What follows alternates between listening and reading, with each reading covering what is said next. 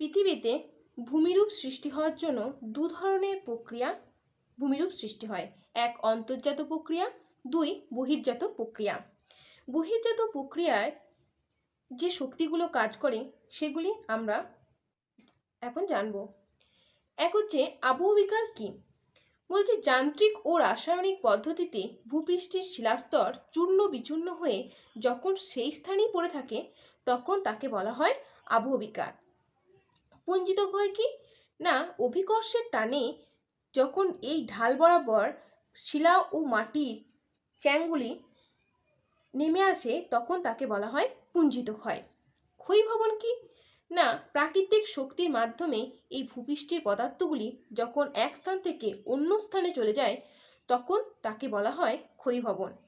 নগ্নীভবন কি? এই আবহবিকার, পুঞ্জিত ক্ষয় প্লাস ক্ষয়ীভবনকে একত্রে বলা হয় নগ্নীভবন। এবার ক্ষয়সীমা কি? এই ক্ষয়কারী শক্তিগুলি ভূপৃষ্ঠে যত দূর পর্যন্ত ক্ষয় করতে পারে তাকে বলা হয় ক্ষয়সীমা। গ্রেড শব্দটি প্রথম কে ব্যবহার করেন?